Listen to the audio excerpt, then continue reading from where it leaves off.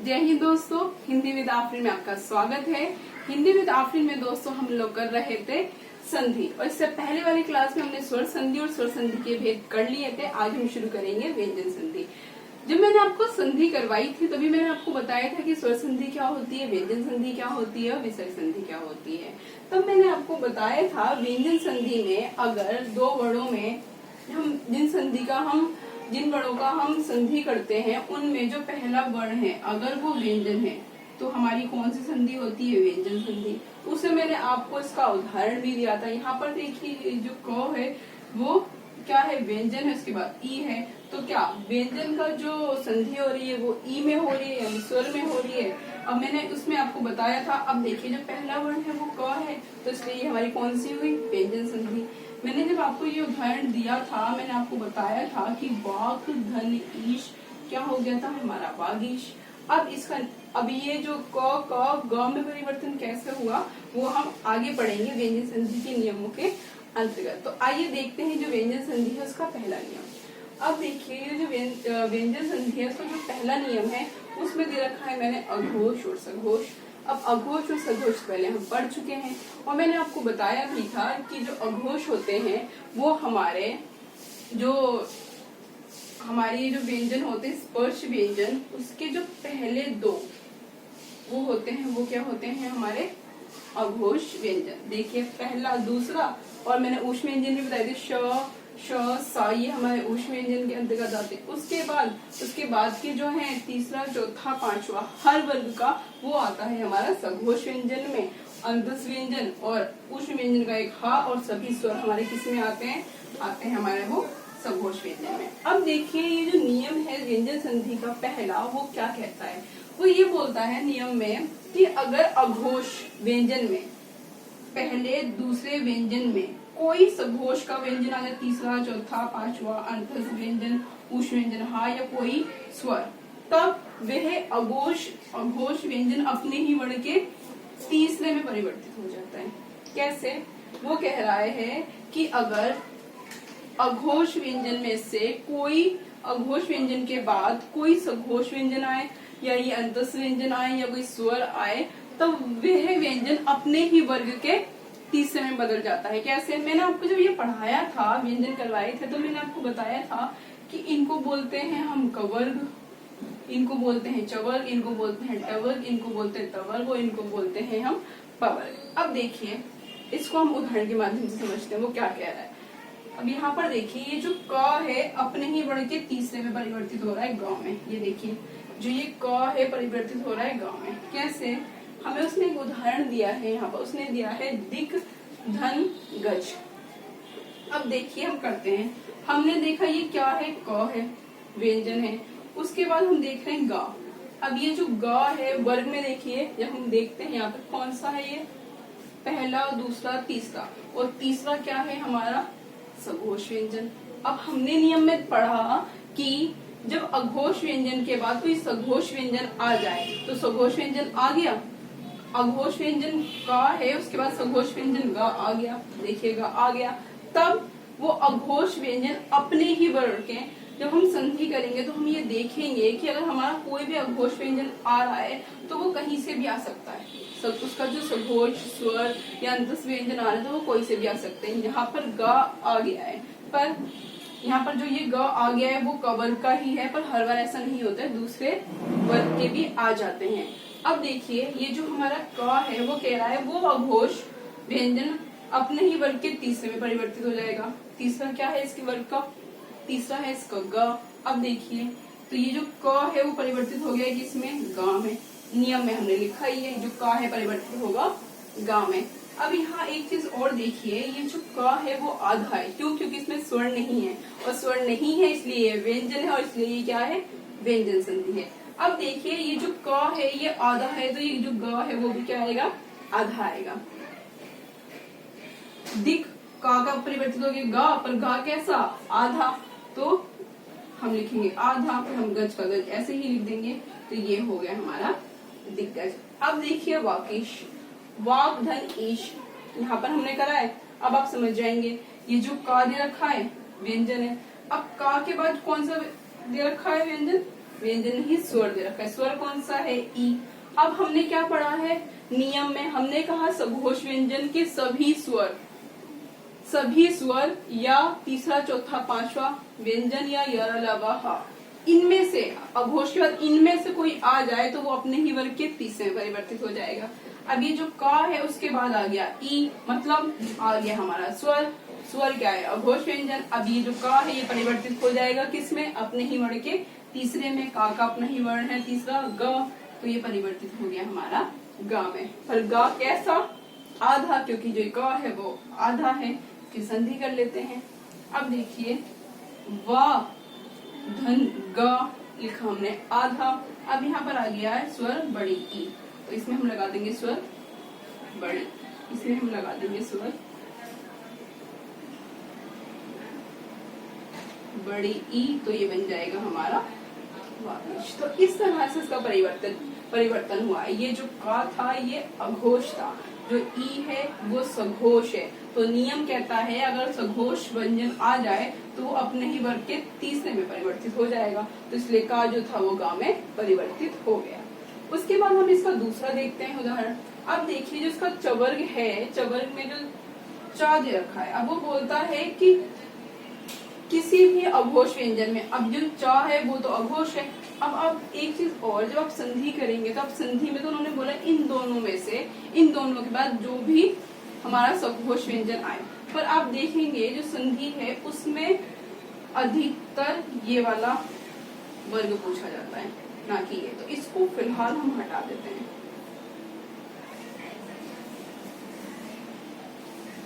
अभी इसी को देखिए। अब देखिए यहाँ पर हमारा रखा है आ और चा। चा के बाद क्या आ रहा है? आ क्या है? हमारा स्वर है।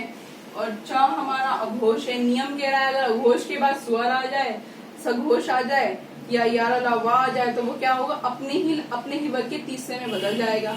अब चा देखिए, उसके बाद अगर अघोष सघोष आ गया तो चा बदल जाएगा तीसरे में। तीसरा क्या है? जा। चा बदल जाएगा तीसरे में। तीसरा क्या है? जा। ये किसमें परिवर्तित हो रहा है? जा में। तो इसलिए हमारा आ पर जो चा है, चा परिवर्तित हुआ है जा में। पर कैसे जा में? आधे जा में। तो ये हमारे आधे जा में परिवर्तित हुआ है। पर उसके बाद क्या है हमारा आ, तो ये पूरा जा हो जाएगा, अजंत हो जाएगा ये। इस तरह से हमारा षट धन आनंद देख लीजिए। अब ये टा है, टा के बाद क्या दे रखा है? स्वर। अब ये अघोष में आता है, सघोष का नियम है अगर वो अघोष का कोई वर्ण व्यंजन आ रहा है तो वो अपने ही वर्ग के तीसरे में। अब टा का अपने ही वर्ग का तीसरा है डा, टा का अपने ही वर्ग का तीसरा है डा, परिवर्तित हो गया डा में। तो यहाँ पर क्या हो जाएगा? षड। पर डा कैसा? आधा। यहाँ पर आ जाएगा हमारा षडानंद। इस तरह से ऐसे हम दूसरा देख लेते हैं। ता है, ता के बाद क्या है? या क्या है हमारा? अंतस्थ व्यंजन। अब ये क्या है? सघोष है। नियम क्या कहता है? अघोष के बाद अगर सघोष आ जाए तो वो जो ये अघोष है वो अपने ही वर्ग के तीसरे में परिवर्तित हो जाएगा। ता का जो तीसरा है वो है धा, तो ये परिवर्तित हो गया हमारे माफ कीजिएगा दा, तो ये परिवर्तित हो गया है दा में। अब देखिए ता पर यहाँ जो परिवर्तित हो रहा है दा में, पर दा कैसा? आधा हलंत वाला दा। फिर योग, उद्योग, उद्योग। इसको हम इस तरह भी लिखते हैं और इसको हम इस तरह भी लिखते हैं। उसके बाद हम देखते हैं फिर वही इसी नियम का पांचवा देखते हैं हम उदाहरण। अब देखिए ये पा है और ये क्या दे रखा है? जा। जा क्या है? जा। पा के बाद दे रखा है इन्होंने जा। अब जा क्या है हमारा? जा हमारा है सघोष व्यंजन। परिवर्तित किस में हो जाएगा? ये जो पा है अपने ही वर्ण के तीसरे में परिवर्तित हो गया बा में, तो ये परिवर्तित हो गया बा में। पर कैसे बा में? आधे बा में। अब देखिए ये आ, आधा बा और जा। अब का अर्थ होता है पानी, जा का अर्थ होता है जन्मा। पानी में जन्मा, या उसका हम संधि करेंगे तो बन जाएगा हमारा अब। तो इस तरह से हमने व्यंजन संधि का पहला नियम देखा कि कैसे अगर अघोष के बाद कोई सघोष व्यंजन आए, य, ल, व आए, हा आए और स्वर आए, तब वह व्यंजन अपने ही वर्ग के तीसरे में परिवर्तित हो जाता है। अपने ही वर्ग के, ये जो हमारा तीसरा था, इसमें क्या हो जाता है, परिवर्तित हो जाता है। ये कहता है हमारा पहला नियम। अब आते हैं हम अपने दूसरे नियम पे। पहला नियम मैं उम्मीद करती हूँ कि आपको समझ में आ गया होगा। दूसरे पे आते हैं। अब दूसरा नियम क्या कहता है? दूसरा नियम ये कहता है कि अगर शब्द के अंदर हम जब संधि करते हैं उसमें अगर पंचमा अक्षर आ जाए, क्या पंचमा अक्षर आ जाए? अब आप पूछेंगे पंचमा अक्षर, तो देखिए हर वर्ग का जो अंतिम अक्षर होता है, हर वर्ग का जो अंतिम अक्षर होता है उसको बोलते हैं हम पंचमा अक्षर या अनुनासिक। क्या बोलते हैं? पंचमा अक्षर, पंचमा अक्षर या अनुनासिक। अब वो नियम में कह रहा है कि अगर व्यंजन के बाद कोई भी पंचमा अक्षर आ जाए तब वह व्यंजन अपने ही वर्ग के पांचवें में बदल जाता है। पहले नियम में वो अपने ही वर्ग के तीसरे में बदल रहा था, पर कब? जब सघोष व्यंजन आ रहा था। दूसरे नियम में अगर व्यंजन के बाद कोई पंचमा अक्षर आ जाए, इनमें से कोई आ जाए, तब वह अपने ही वर्ग के पांचवें में बदल जाता है। कैसे?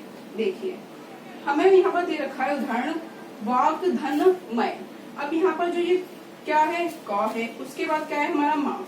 अब देखिए माँ क्या है, पांचवा अक्षर है ये, और पांचवा अक्षर क्या, पंचमा अक्षर है, यानी ये अनुनासिक है। तब नियम क्या कहता है, तब जो ये प है, ये जो क है, वो अपने ही वर्ग के पांचवें में बदल जाएगा, यानी ये अंगा में बदल जाएगा, अंगा में। अब देखिए अंगा में बदल गया, अपने ही वर्ग के पांचवें में ये परिवर्तित हो गया। तो बस संधि आसान है। वाह, का किसे परिवर्तित हो गया, अंगा में। पर कैसे? आधे मैं कमाए, मांग में हो गया। उसके बाद दूसरा उदाहरण देखिए, षट धन मुख। माँ क्या है हमारा, पंचमा अक्षर है, तब जो ये टा है वो अपने ही वर्ग के पांचवें में बदल जाएगा। देखिए टा का अपना ही जो पांचवा कौन सा है, ऋण, तो ये बदल जाएगा ऋण में। देखिए ऋण भी कैसा, आधा ऋण, क्यों, टा आधा है।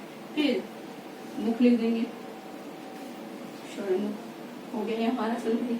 उसके बाद करेंगे उत धन मत। अब देखिए ये क्या है, ता के बाद क्या दे रखा है, माँ। फिर आ गया हमारा पंचमा अक्षर यानी अनुनासिक, तब जो ता है अपने ही वर्ग के पांचवें में बदल जाएगा। ता का अपना ही पांचवा वर्ग कौन सा है, ना, तो किसमें बदल जाएगा, ना में। पर कैसे ना में, आधे ना में।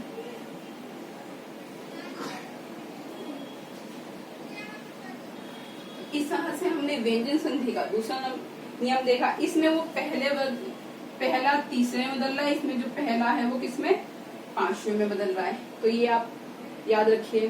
तीसरे नियम पे आते हैं हम।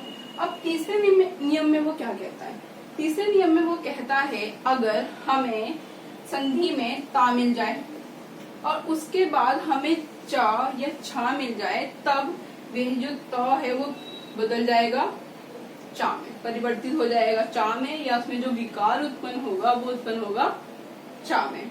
अब इस तरह से अगर वो ता दे रहा है तो ता के बाद अगर जा है, ता के बाद अगर जा है, तब वो जो ता है वो परिवर्तित हो जाएगा जा में।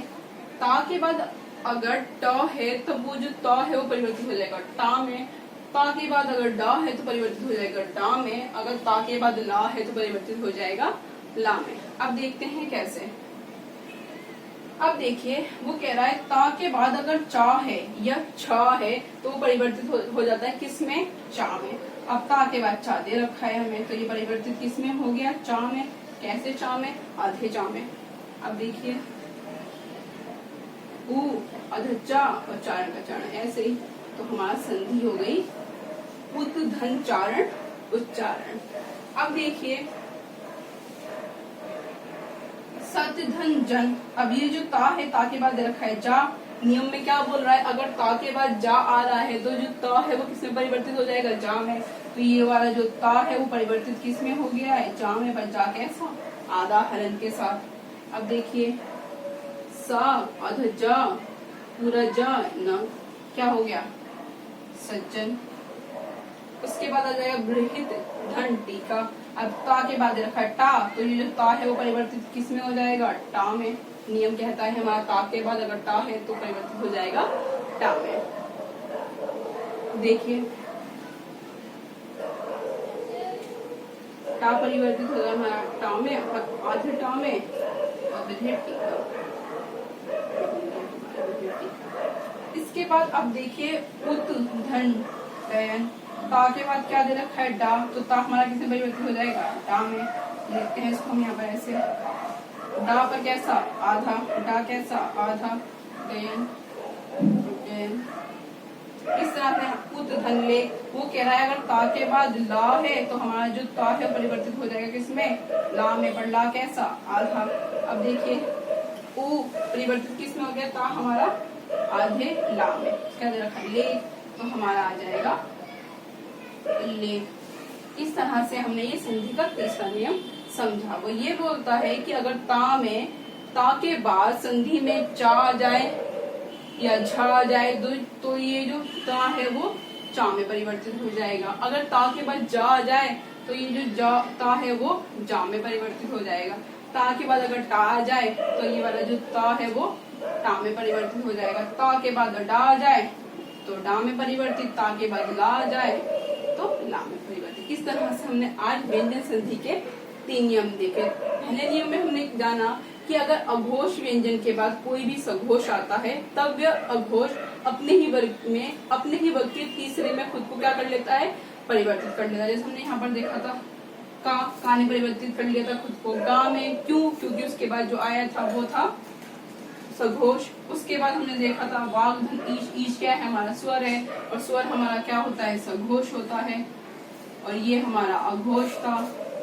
और अघोष के बाद सघोष आ गया तो इसने खुद को परिवर्तित कर लिया गा में, और गा कैसा, आधे गा में, क्योंकि जो क था वो आधा था, इसने परिवर्तित कर लिया खुद को पहले से तीसरे में। इसी तरह से इसके बाद आया था पंचमा अक्षर। अब पंचमा अक्षर आ गया तो वो कह रहा है संधि में कि वह वर्ण अपने को परिवर्तित कर लेगा किसमें, अपने ही वर्ग के पांचवें। जो पंचमा अक्षर आया उसके नहीं, जो वर्ण दे रखा है या जो व्यंजन दे रखा है उसी वही व्यंजन अपने ही वर्ग के पांचवें में कर लेगा। यहाँ दे रखा था का जो पांचवा होता है वो होता है अंगा, तो का ने खुद को परिवर्तित कर लिया अंगा में। देखिए यहाँ पर लिखा भी है, तो ये हो गया वाग में, तो इसने पहले ने खुद परिवर्तित कर लिया किसमें, पांचवें में। नियम 3 कह रहा था कि ता के बाद चा, छा है तो चा में हो जाएगा, टा है तो टा में, जा है तो जा में, चा ला है तो ला में। इस तरह से दोस्तों आज हमने व्यंजन संधि जानी क्या होती है और व्यंजन संधि के हमने 3 नियम जाने। अगली क्लास में हम कोशिश करेंगे कि जो व्यंजन संधि है उसके जो बाकी बचे हुए नियम है वो हम कर लें। तो आज के लिए इतना ही, इसकी बड़ा प्रैक्टिस करिए तभी ये समझ में आएगी। कुछ टॉपिक ऐसे होते हैं दोस्तों की याद करने पड़ते हैं, कुछ टॉपिक ऐसे होते हैं जो बिना प्रैक्टिस के समझ में नहीं आते। आप इसको एक बार देखिए, इसको पढ़िए, फिर उसकी प्रैक्टिस करिए, उसके बाद ही आपको समझ में आएंगे। तो आज के लिए इतना ही, बहुत बहुत शुक्रिया।